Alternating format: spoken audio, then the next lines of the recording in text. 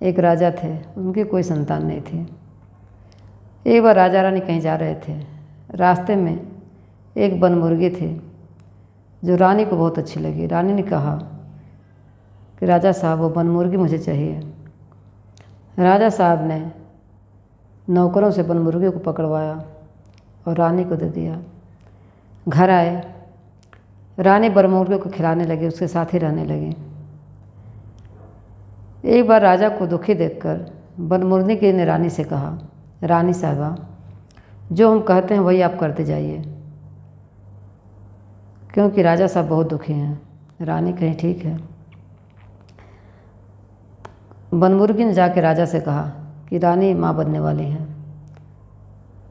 अब राजा साहब इतना खुश हो गए, इतना सुनते बहुत खुश हो गए, और उस राजा ने ढिढोरा पिटवा दिया कि रानी माँ बनने वाली हैं।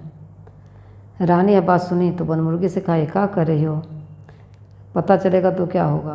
बनमुर्गी कही, आप चुप रहिए, कुछ बोलिएगा नहीं। जैसे जैसे समय बीतता गया वैसे ही बनमुर्गी उनके पेट पर कपड़ा बांधते जा रही थी। जब 9 महीने का हुआ तो बनमुर्गी ने जाकर राजा से कहा, अब आप दाई को बुलाइए, रानी को दर्द हो रहा है। जब दाई आई तो दाई को बनमुर्गी ने कुछ पैसा दिया और कहा, तुम कहीं भी न कहना कि रानी माँ बनने वाली नहीं है, सबसे कहना कि बहुत सुंदर लड़का पैदा हुआ है रानी को। दाई कही ठीक है। वह चारों हल्ला करने लगे, रानी को बेटा हुआ है। अब राजा साहब कहे कि मुझे बेटा दिखाओ। बनमुर्गी कही, अभी शायद नहीं बना है। अब धीरे धीरे समय बीतने लगा। जब राजा कहते तो बनमुर्गी टाल देते थे। जब 12 वर्ष बीत गया तो बनमुर्गी ने कहा राजा साहब से कि अब राजकुमार बड़े हो रहे हैं, उनकी शादी कर दीजिए। राजा कहे, अरे पहले दिखाओ तब तो शादी की बात करें। बनमुर्गी कही, नहीं, आप शादी के मंडप में राजकुमार को देखिएगा। कहे ठीक है। राजकुमार की शादी तय हो गई। अब बारात जाने का समय आया तो बनमुर्गी डोली को खूबसूरत सजवाई, इतना सुंदर सजवाई कि देख के मोह लग जाता था। अब उसमें डोली में अपने बैठ गई और डोली चल पड़ी। जंगल के पास गई तो वहाँ शंकर पार्वती जी का मंदिर था। कहारों से कही, यहीं डोली उतार दो। डोली उतार दी गई। कुछ देर के बाद वहाँ से शंकर पार्वती जी आ रहे थे, कहीं से देखे।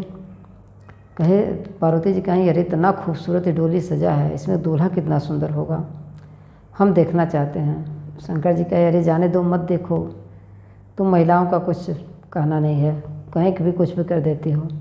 कहीं नहीं नहीं, हम देखेंगे। कहे ठीक है, जाओ देखो। जब डोली का पर्दा हटाई तो उसमें कुछ नहीं था।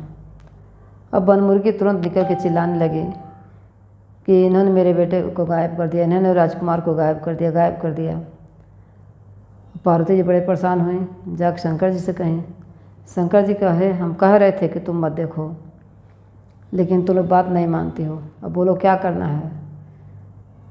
तो पार्वती जी कहें, और राजकुमार के लिए हल्ला करे तो राजकुमार बना के डाल दीजिए एक डोले में। शंकर जी कुछ उखाड़े, उसी का एक सुंदर सा पुतला बनाकर उस पर जल छिड़क दिए, वो राजकुमार बन गया और उसे बनमुर्गी को दे दिए। बनमुर्गी ले आके राजकुमार को डोली में बैठा दी।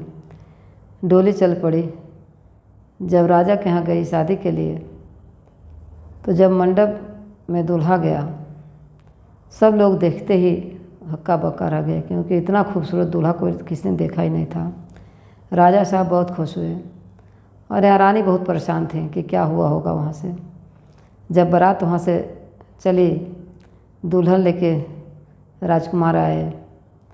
दूर थे तभी बनमुर्गी ने नौकर को भेजा और कहा, जाके रानी साहब से कह दो कि दुल्हन के उतारने की तैयारी करें।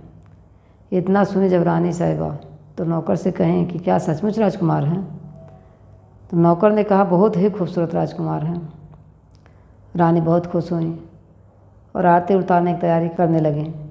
तब तक दूल्हा दुल्हन पहुंच गए। रानी साहिबा ने उनकी आरती उतार के उन्हें अंदर ले गई और खुशी से पूरा राज्य झूम उठा।